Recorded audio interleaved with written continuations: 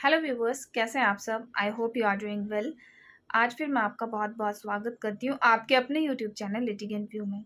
Viewers, मैं बहुत दिन से कोर्ट में ज़्यादा बिजी होने की वजह से आप लोगों के लिए वीडियो नहीं लेके आ पा रही हूँ। तो आप लोगों में से कुछ लोगों के मुझे कॉल और मैसेज भी आए, मैम आप वीडियो नहीं लेके आ पा रही हो। तो 16 अप्रैल 2024 को सुप्रीम कोर्ट का एक बहुत ही इम्पोर्टेंट जजमेंट आया, तो मुझे लगा वो आप लोगों के साथ डिस्कस कर लेना चाहिए। तो सुप्रीम कोर्ट का ये जजमेंट जो है वो termination order without disciplinary inquiry पर आया है। बहुत ही इम्पॉर्टेंट जजमेंट है, बहुत ही अच्छा जजमेंट है उन लोगों के लिए जिनको टर्मिनेशन ऑर्डर जो है वो उनकी जॉब से मिल गया है, लेकिन बिना किसी डिसिप्लिनरी इंक्वायरी के, बिना कोई शोकोज नोटिस दिए डिपार्टमेंट ने उनको सीधा टर्मिनेशन ऑर्डर दे दिया है। तो हाल ही में जो सुप्रीम कोर्ट का जजमेंट 16 अप्रैल 2024 को आया है, Sandeep Kumar versus GB Pant institute of technology engineering and technology. तो मुझे लगा आप लोगों के साथ ये डिस्कस कर लेना चाहिए, क्योंकि हो सकता है आप लोगों में से भी कई लोग ऐसे हों कि जिनको उनकी जॉब से टर्मिनेशन ऑर्डर बिना किसी डिसिप्लिनरी इंक्वायरी के मिल गया हो या बिना किसी शोकोज नोटिस के मिला हो।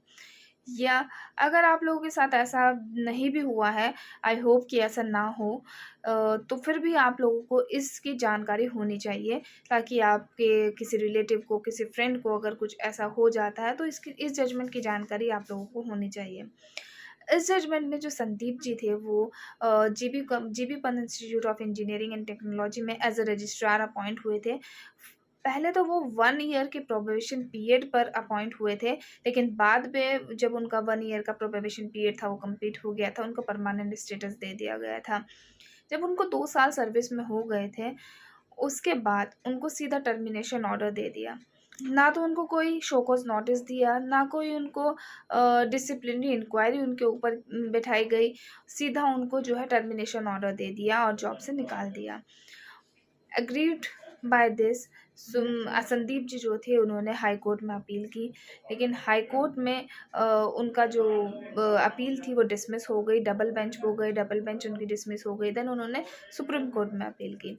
जब संदीप जी सुप्रीम कोर्ट पहुंचे तो अपीलेंट संदीप जी ने अपनी साइड से यही तर्क रखे कि उनको जो टर्मिनेशन ऑर्डर दिया गया वो बिना किसी शोकोज नोटिस के दिया गया, बिना किसी डिसिप्लिन इंक्वायरी कंडक्ट कराए दिया गया, बस डायरेक्ट। जबकि जो उनका अपॉइंटमेंट लेटर था उसमें भी सीधा सीधा मेंशन था कि 1 मंथ का नोटिस जो है उनको देना पड़ेगा, ना कोई 1 मंथ का नोटिस उनको दिया गया, सीधा उनको टर्मिनेशन ऑर्डर दे दिया गया।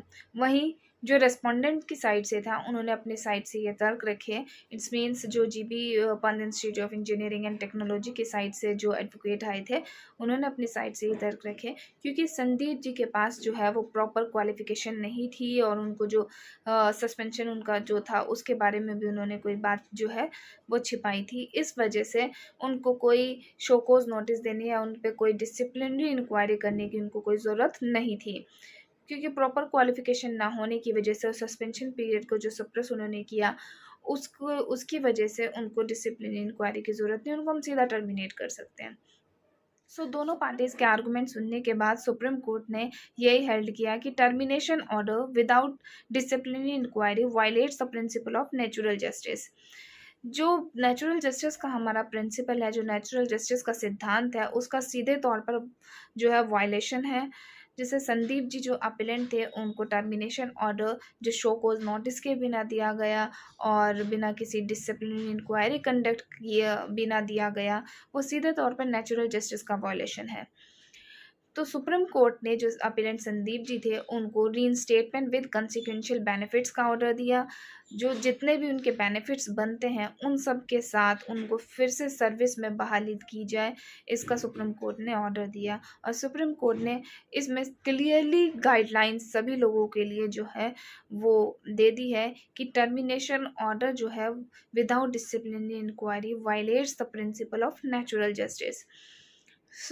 अगर आप लोगों में से कई व्यूवर्स ऐसे होंगे जिनको टर्मिनेशन ऑर्डर जो है बिना किसी शोकोज नोटिस के, बिना डिसिप्लिन इंक्वायरी कंडक्ट किए बिना दिया गया हो, तो इस जजमेंट को आप अपने केस में यूज़ कर सकते हैं।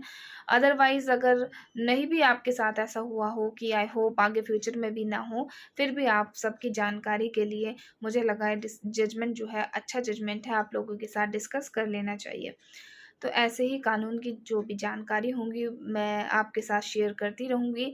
तो मिलते हैं नेक्स्ट वीडियो में। Thank you.